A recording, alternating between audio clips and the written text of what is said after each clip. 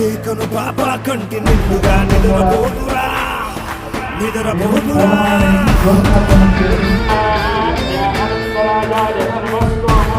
నిలువెత్తులు నిప్పు కంచెపై నువ్వుంటేనే జాతి బాగా ఎగురుతుందిరా పైకెగురుతుందిరా ఇండియా దిల్లే ఇండియా దిల్లే ఇండియా తన భరోసా నువ్వే దేశం కొరగా సెలవేలేని సేవక ఓ సైనిక పనిలో పరుగే తీరిక ఓ సైనిక ప్రాణం అంత తేలిక ఓ సైనిక పోరాటం నీకో వేడుక ఓ సైనిక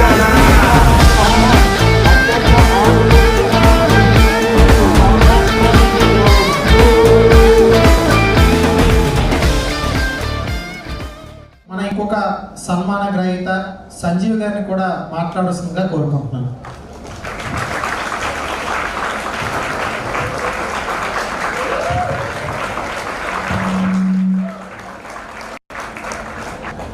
Respected V.V. Lakshmi Narayan, ex-CBI Joint Director, and Babji Garu, and Subedar, ex-Subedar, seniors of Armed Forces, and other civil administrative officers on the stage.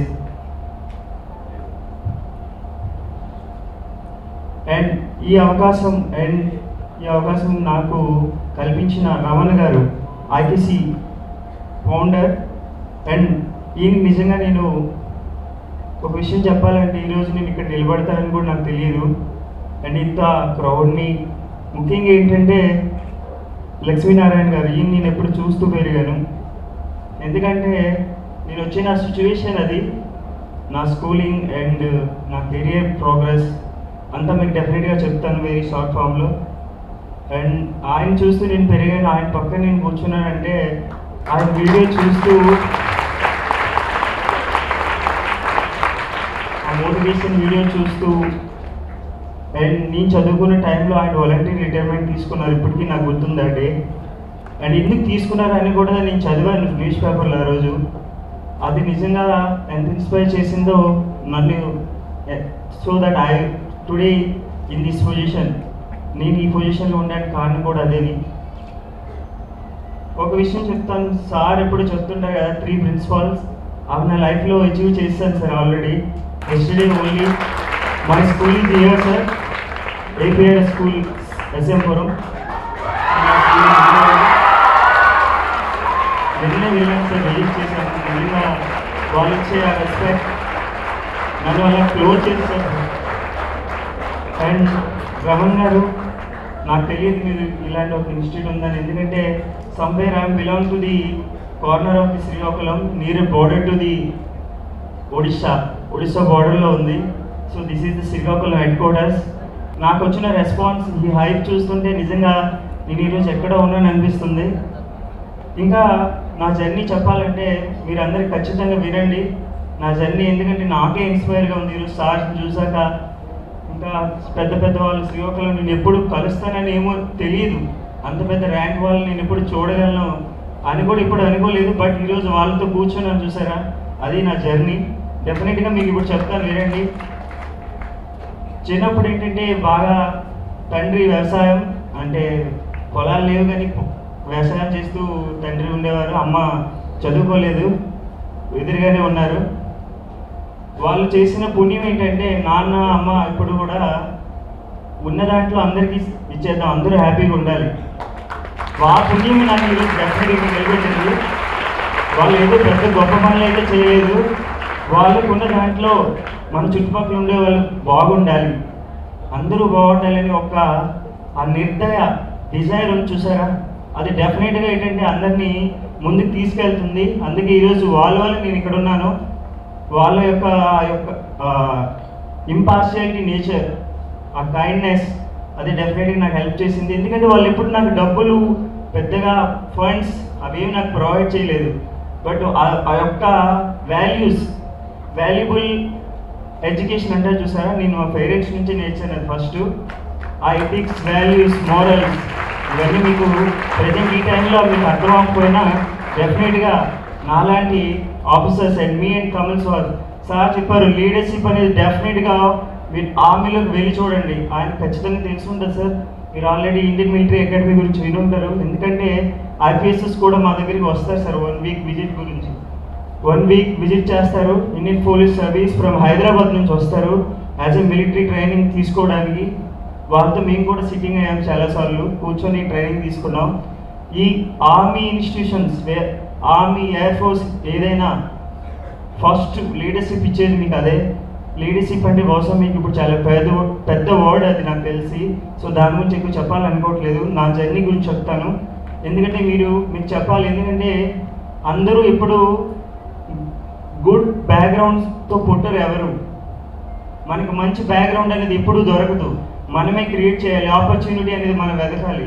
ఇవన్నీ కూడా సార్ చెప్తున్నది. సో అలాగే ఉంది నా జర్నీ. ఈ యొక్క గైడెన్స్ ఎప్పుడు ఆయన చెప్తుంటారు. ఆ వీడియో చూస్తుంటే నాకు సమ్వేర్ చాలా దగ్గరగా రిలేటెడ్గా ఉంటాయి. అందుకే మీకు చెప్పాలనుకుంటున్నాను. ఫస్ట్గా నేను ప్రైమరీ స్కూల్స్ 6th క్లాస్ వచ్చేసరికి నేను ఆల్మోస్ట్ 8 స్కూల్స్ మారాను. 8 స్కూల్స్. ఇది ఎందుకంటే పేదరికం, భోజనం కూడా దొరికే పరిస్థితి లేదు అప్పుడు. సో ఎక్కడైతే ప్రీ స్కూలింగ్ ఉంటుందో, వెల్ఫేర్ స్కూల్స్ ఉండేవో అక్కడికి షిఫ్ట్ అయ్యేవాళ్ళం అనమాట. అలా నేను 6th వరకు వచ్చేసరికి 8 స్కూల్స్ మారిపోయాను. నాకు తెలిసి మీరు ఎవరు మారి ఉండరు. ఈరోజు ఆ పొజిషన్ లేదు. గవర్నమెంట్స్ బాగా ఇంప్రూవ్ చేస్తున్నాయి కొంతవరకు. ఆఫ్టర్ దట్ నేను APRS school, Andhra Pradesh residential school entrance రాసాను 7th. దాంట్లో సెలెక్ట్ అయ్యి ఆంధ్రప్రదేశ్ రెసిడెన్షియల్ స్కూల్ షేర్ మహమ్మద్పురం హెచ్ఏర్ల దగ్గర ఉంది. ఆ స్కూల్కి 2006లో నేను జాయిన్ అయ్యాను.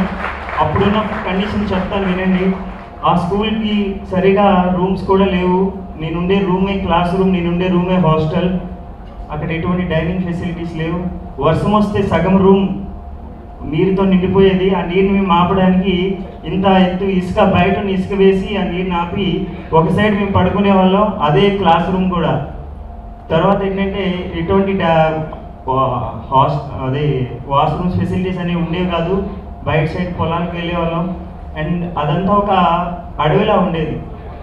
తర్వాత అన్నం, రసం, సాంబార్ అంటే నీరు వాటర్లా ఉండేది ఆ టైంలో.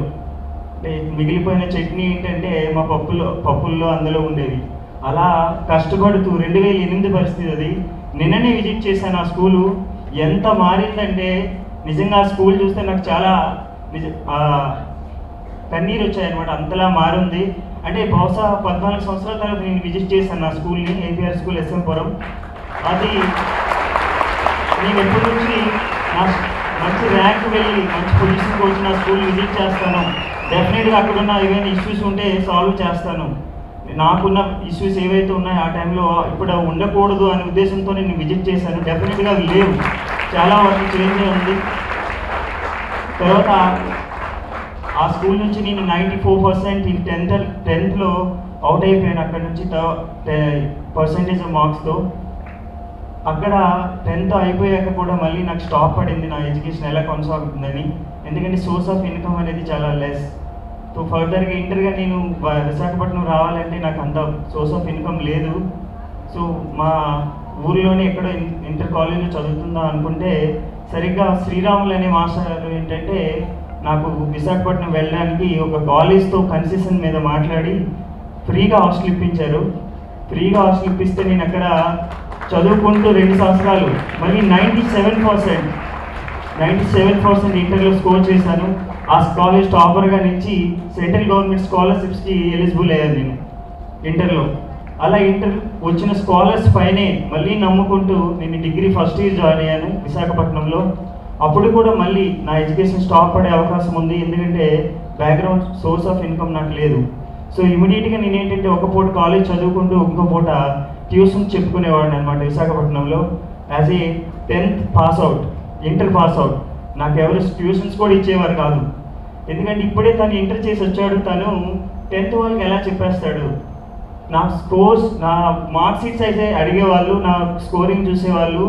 ఈ స్కోరింగ్ వెరీ వెల్ 97% అని, మీరు చాలా బాగా స్కోర్ చేశారు, కానీ మీరు ఇప్పుడే వచ్చారు, ఇప్పుడు 10th వాళ్ళకి ఎలా చెప్తారని ఒక క్వశ్చన్ మార్క్ వచ్చేసింది.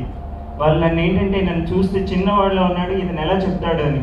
బట్ వాళ్ళు ఇప్పుడు నాకున్న సబ్జెక్ట్ కమాండ్ పైన ఎప్పుడు నమ్మలేదు. ఫైనల్గా ఒక నా డిగ్రీ స్కూల్ టీచర్ ఆల్మోస్ట్ నేను ఇంటికి వెళ్ళే టైంలో ఆయన ఏంటంటే నాకు ఒక ట్యూషన్ ఇప్పించారు. యాజ్ ఏ ఎంఎస్సి, నేను ఎంఎస్సి చేస్తున్నానని చెప్పి నాకు ఒక ట్యూషన్ ఇప్పించారు.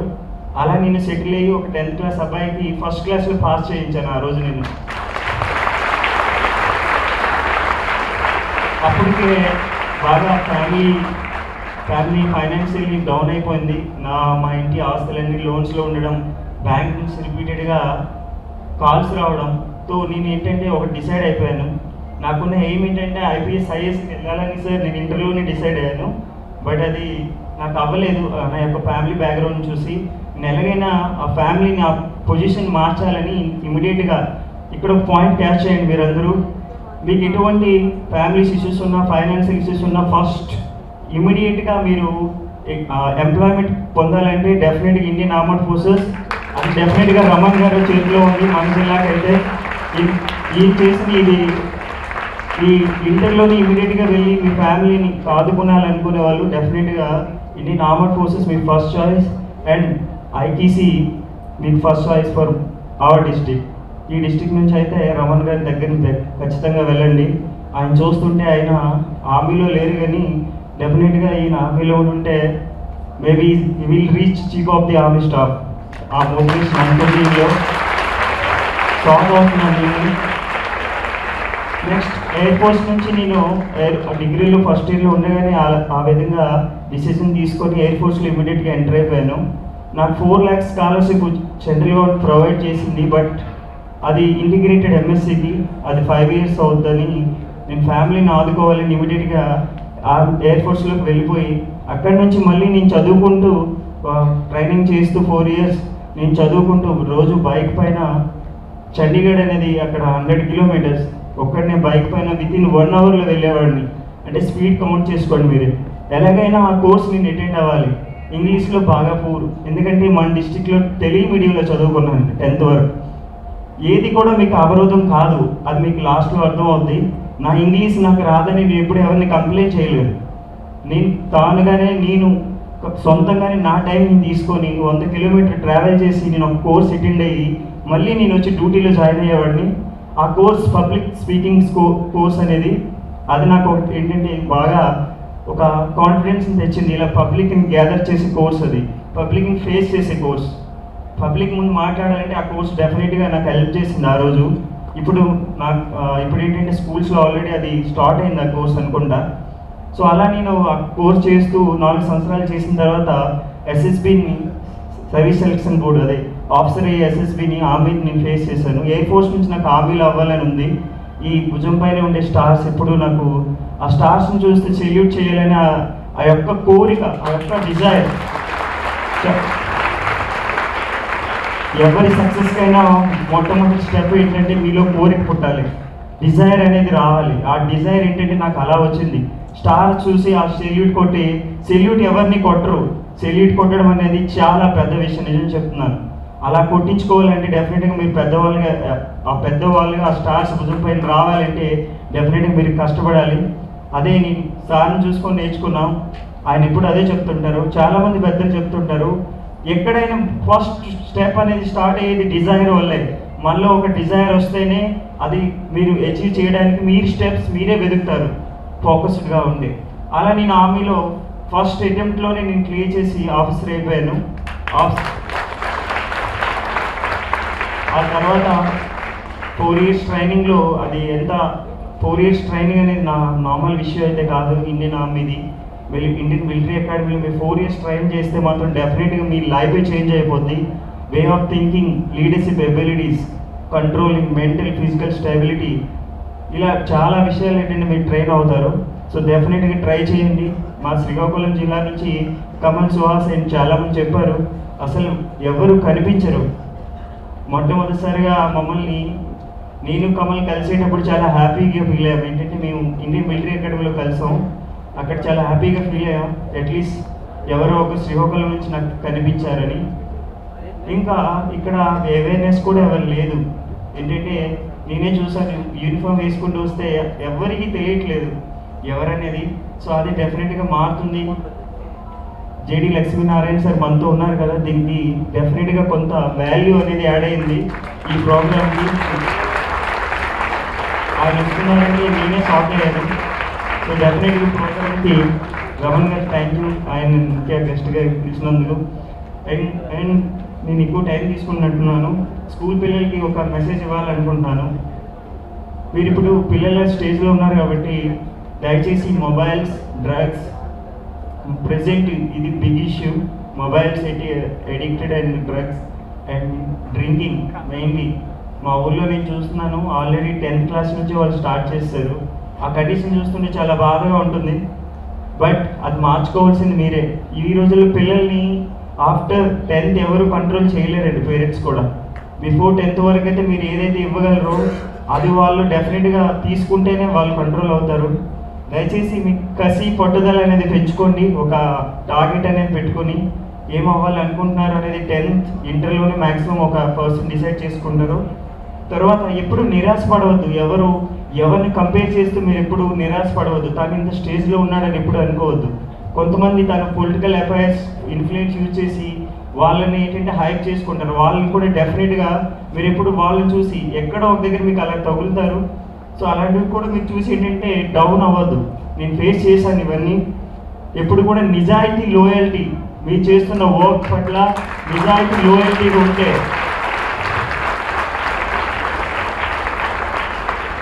ఇది ఎప్పుడు నాకు వర్క్ అవుతూనే వచ్చింది. నేను ఎప్పుడు నా దీని పట్ల నిజాయితీ, లోయల్టీగా ఉన్నాను.